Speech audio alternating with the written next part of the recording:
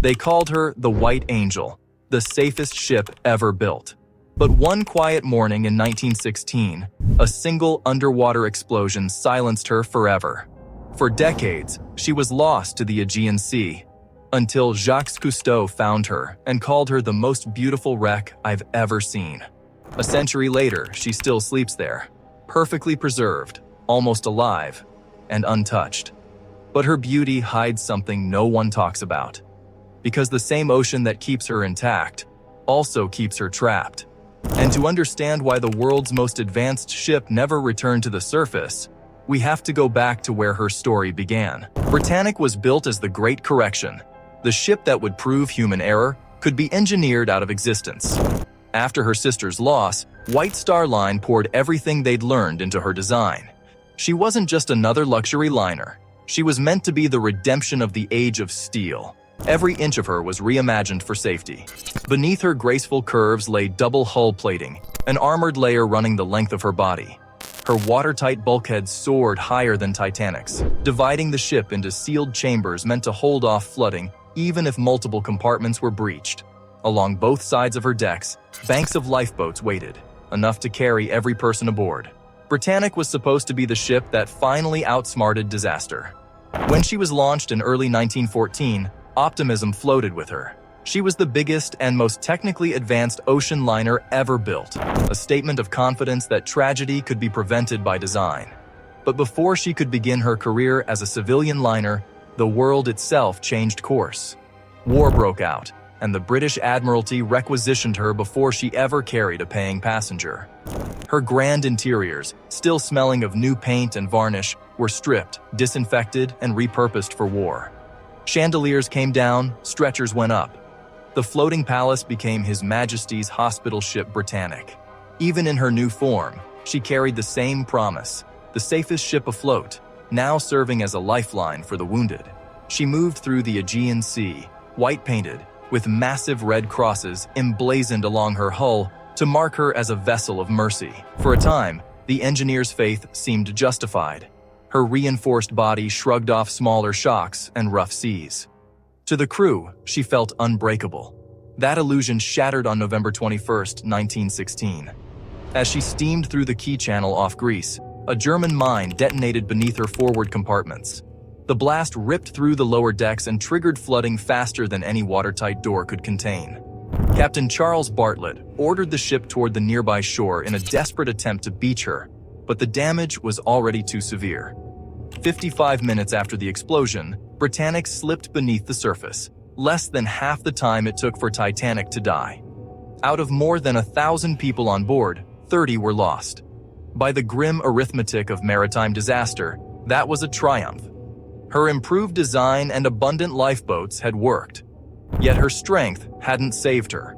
Only her passengers. The Britannic story ends not in failure, but in paradox. The ship built to outlive tragedy proved that even the best design can't outrun a new kind of threat. And down there, where her white hull still rests, the beauty of what remains tells a different side of her promise. Nearly 60 years passed before anyone saw her again. In 1975, Jacques Cousteau and his crew aboard the Calypso found the Britannic resting quietly on the seafloor of the Aegean Sea, and what they saw stunned them. Cousteau called her the most beautiful wreck I've ever seen. The phrase stuck because it captured something no one expected, a shipwreck that looked alive. The Britannic lies only about 400 feet below the surface, shallow enough for sunlight to reach her decks. That light turns the wreck into something ethereal. Beams slide through open portholes and cut across corridors once lined with hospital beds. Divers describe porcelain sinks still clinging to walls, patterned tiles caught in place, and long shadows drifting through her interior. It's not darkness that defines her resting place, but a golden haze, as if the sea itself decided to preserve her mid-breath. Unlike Titanic, entombed 2.5 miles down in total blackness, Britannic lives in clear, temperate water. The Aegean's gentle currents sweep through her passageways, washing away silt but leaving the metal untouched. Coral and small colonies of marine life have anchored themselves to her hull, forming a living skin that shields the steel underneath. Tiny fish dart through the windows, reflecting the light like drifting sparks. Every detail that remains, the railing curves, the stair outlines, even glass bottles and stretchers half buried in sand, adds to the illusion that the ship could one day rise unchanged. That illusion has always tempted people. Her shallow depth makes her feel attainable, visible, almost cooperative. You could stand on a modern dive platform and imagine cranes, cables, air bladders, a whole operation to lift her back into the sun. She looks ready, but it's an illusion built on balance. What preserves her is also what binds her to the seabed. The weight of the water, the pressure pressing evenly on every plate, holds her together. Because she lies on her starboard side, the sunlight pours straight into her open decks, tracing a cathedral-like glow through the body of the ship. Divers talk about the sense of entering a vast, silent chamber rather than a ruin. There's beauty in that stillness, a tranquility that doesn't belong to the world above. Cameras capture it easily.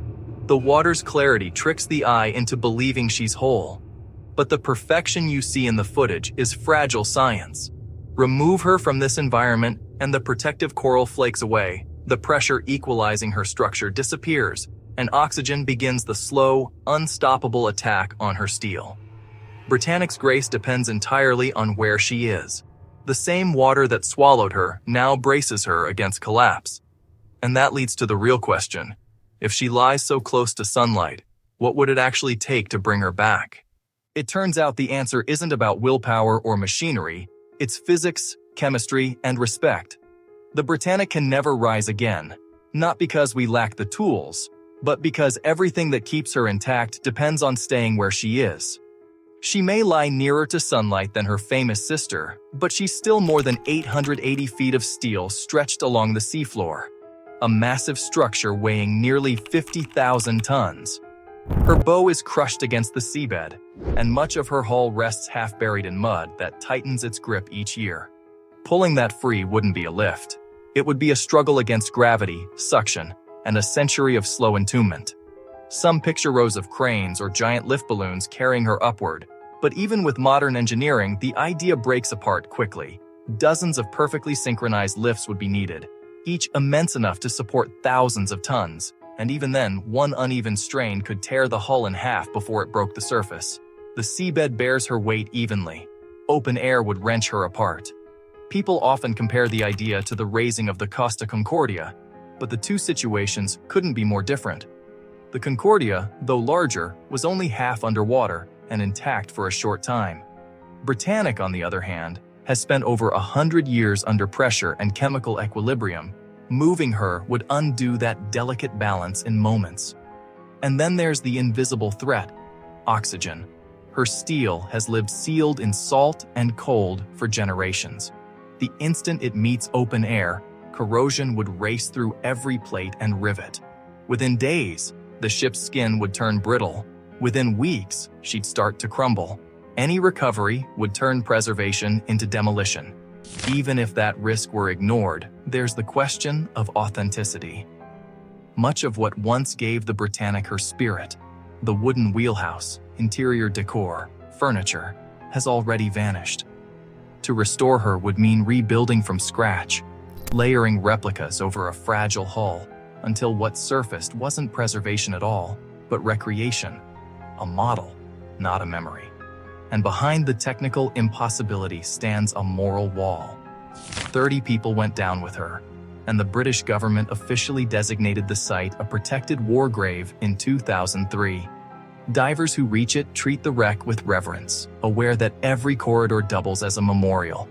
Raising her would mean dismantling a graveyard to chase an image of beauty that only the sea can hold. So Britannic remains where she fell, sustained by water that presses, seals, and cares for her better than air ever could. The sea guards her now, not as a ruin, but as something preserved by surrender, quiet, unmoving, and strangely alive. Now the water does what no dock or museum ever could. The sea that saves her keeps the White Angel suspended in a single, unbroken moment between war and peace. Down there, light drifts gently through the wreck, and the quiet feels closer to a chapel than a grave. Divers move with care, mindful not to disturb that stillness, a kind of reverence that doesn't need rules. Britannic holds the same irony she was born from. Built to defy water, she survives only by yielding to it. Maybe that's her real legacy, a reminder that some beauty endures because it can't be claimed. So what do you think? Should the White Angel and ships like her stay where time chose to keep them, or should we try to bring them home? Write your answer in the comments.